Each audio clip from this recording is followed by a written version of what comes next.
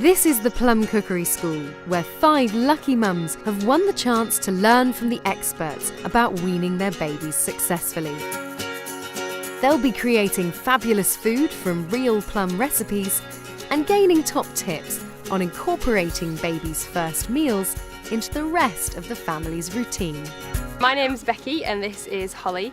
The older Holly's become, the more fussy she seems to have become. She's got quite a sweet tooth, so trying more varied things like chicken and beef she's not always so keen on. So hopefully we'll learn new ways to cook things and to introduce Holly to things so she'll become to like them and they'll become part of her diet.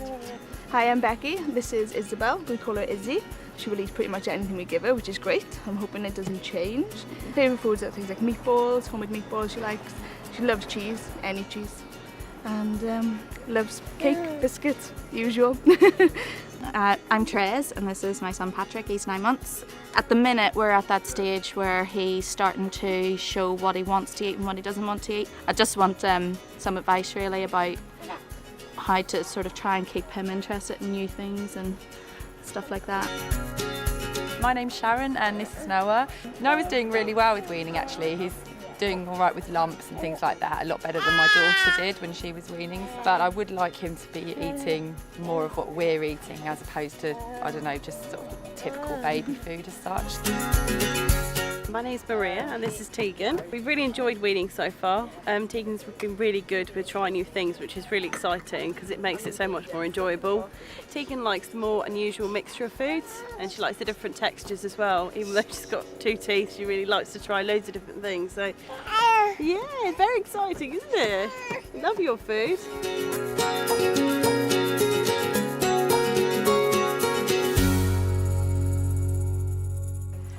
Welcome to the Plum Cookery School. My name's Beverly Glock and today we're going to cover the first stages of weaning, and there's certain signs that you've got to look for that your baby's ready. Usually things like they've got really good head control, they can sit slightly unattended, they can swallow without gagging, and they're actually starting to show they're interested in food. It might be that they're reaching out to you to, you know, sort of get at your fork or your spoon, that kind of thing. And the essential tools you're going to need when you start weaning are this. Is an absolute must, the pelican bib. Forget about all those beautiful cloth ones. All they do is they're great for wiping mouths, but this is just fantastic for catching all the food. Bowls that can be dropped, because they will be. Spoons, really soft spoons that are really easy on the palate, are one of the essential tools. Things to puree your baby food up with, because initially they'll have to have quite a thin watery puree to get used to the textures, and as they get older obviously they'll get onto thicker textures. And the ice cube trays. Your portions need to be around about 25 grams or 1 ounce, and these are ideal. So if you're pureeing apple, you're pureeing sweet potato and things like that, you can be frozen into 1 portion size. Once it's frozen, then transfer it into a freezer bag, write on it what it is because you so won't remember, and then write the date so you know to use up the oldest ones first. Babies don't need any juice or squash or anything, at least until they're 12 months old. Their main food is going to come from milk still. And as far as drinks, it should only be milk up until that stage.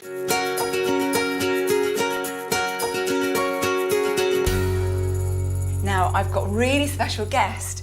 Please welcome the amazing Rachel Allen. Welcome, Rachel. Good to see you. I'm very well. How are you? Hello. I'm very well, thank you. Good. I'm very well. I'm very excited to be here. Oh, it's so funny thinking of all those little stories and times when different... It was a while ago, wasn't it? It was for my youngest certainly. is 3, but my eldest is 13. Just about to be 13. So I've had a bit of a gap, 13, 10 and 3. And they're all so different. They're all so different when they begin. My eldest, Josh, who's now a teenager, he just loved anything with sweet potato or butternut squash, anything in it. And he was also fantastic at kale. Really, really great with kale and anything green. They've all been so different as eaters. Really, really have. Okay, so I'm going to start by making the spinach, sweet potato and apple puree, which comes in this plum pouch. But if you want to make it up yourself, basically, I've got the sweet potato here. What I have done is I've peeled the sweet potato, chopped it, and I've cooked it in a little bit of water. You could also use a vegetable stock, but just a little bit of water. But it's very important that if you are boiling something in water, if you're not going to steam it, if you're going to boil it in water, that you keep any of the liquid that's in there. Don't cook it in lots of water and then pour all the water down the sink once it's cooked, because that's lots of the goodness that's going down the sink. So any of this liquid you can use like a little vegetable stock for your baby then in other dishes. I've also got some peas, which are quite nice for extra sweetness. Spinach. I've got some apple puree. I took an eating apple, peeled it, took out the seeds, chopped it up, cooked it with a little bit of water, just a low heat, or the microwave as well, until it's really nice and soft. Pureed that. And then this is what's great in a lot of food, and actually the Plum use a lot as well. It's quinoa. This is actually red and white quinoa. You see the colour of it there, red and white grains. I normally get it from my health food shop in quinoa flakes, which are quite handy for putting into your baby's food. But quinoa is also fantastic as a base for a salad for any of us. So you can use it as you would couscous. You know, it's great with roasted peppers in, feta cheese. So do you cook quinoa the same way as you cook couscous? No, you don't. You can cook it like rice, actually. Cook it for about 10 to 15 minutes. 2 parts water to 1 part quinoa, or I often cook it in chicken stock because I love the flavour of it, and then for salads. But great either hot or cooled down. I'm going to cook the spinach in a little bit of the liquid that's left over from cooking the sweet potato. So this is just going to create just a little bit of steam in which the spinach is going to cook. This is the kind of dish that is fantastic because there are quite a few ingredients, and there's only a little bit of work in it, you know, the apples and the quinoa, preparing it all, but great to cook and then freeze in your little ice cube tray. Okay, the spinach is cooked. Okay, So you just cook it until it's quick. Just until it's nice and tender like that. So I'm going to put that into the bowl with all the liquid as well, and obviously not needing to season it. Obviously, salt is all out. That's in there. Next, I'm going to put in the cooked sweet potato, about that much. Some peas, about that much. So peas that you're having to eat with your family yourself that night, the sweet potato. Plum did some research. 35% of the mothers have admitted to actually foregoing their own organic food so that their baby can get organic. And even giving We're up so selfless. giving up manicures and having their hair. Yes, exactly. You're ready to. Yeah, yes. So a little bit of quinoa in here. Quinoa is going to give it a little bit of body and hold it together. And I'm just kind of going to just judge it like this. Lovely. It does smell nice. Actually, we're all going to have a taste and see how it is. Okay, so I'll just whiz it up. You know, if this is stage 1, so I'm going to puree it quite well. But if this were stage 2, little bits like this would be really, really lovely, getting them used to the bit of texture that, of course, does come out for the first few weeks. Okay, so let's have a taste. It looks lovely. See how it is. It's really fresh. It's a massive chunk. It's really nice. This would be really nice served if you make yourself a jacket potato or a sweet potato and just have this as the sauce on top. It'd be delicious. It could be. It would also be great with lamb chops, wouldn't it? Oh, fabulous. I love anything with lamb chops, mind you. Now, next, Beverly's going to show us how to make something delicious, a sweet treat for the rest of the family, using one of the pouches.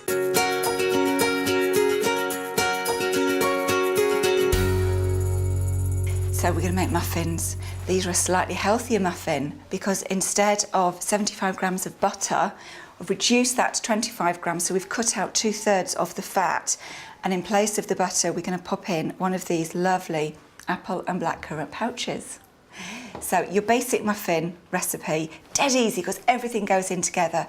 225 grams of self-raising flour, 1 teaspoon of baking powder into there, 100 grams of soft brown sugar. And can you just give that a stir to mix all the dry ingredients together? We can make them slightly more healthy as well by adding chopped up apple and some fresh or frozen blackcurrants. Peel and chop me that apple, please, darling. Now, eggs. We want 1 egg in this recipe. Break it, and we can give it a whisk. Maria, would you like to give that a whisk for me? So we've got 1 egg, 175 mils of milk. Now that can be semi-skimmed, it can be semi, it can be full fat, whatever you want it to be. Would you like to add them all in together? Yeah. Pour the milk in. Got 25 grams of melted butter in there as well. Black currants can go in as well, and the pouch, and the apple, and that just stir it all in. That's delicious. and the pouch gives it that extra wee bit of moisture. It's also got a little bit of banana in that puree, which helps. It'd be really fun to do with kids, wouldn't it? Especially because it turns purple. Yeah, the pouches are great. Do you feed your baby straight out the pouches, or do you put them into bowls? It's so much easier to get out of the pouch. It's great once they can hold it themselves. The spoon doesn't get dirty as well. When you have a jar and you put the spoon in, the spoon gets dirty all down the back. Whereas with the pouch, you squirt it straight onto the spoon and it's really clean. Right, let's get these into the tins. We're just going to sprinkle the tops with some cinnamon and sugar, which will give a lovely crust. From what age can they eat the muffins from? Well, if you're giving them to young children and toddlers, then you should really grate the apple and mash up the blackcurrants, just because they could potentially be a choking hazard. So probably from stage 4. Right, so how easy was that? Now these are going to go in the oven, regulo 5, 190 degrees for about 20 minutes. So we've had the wonderful recipe from Rachel earlier, which can be our main course for baby as well. And these are going to be for us over a nice cup of coffee.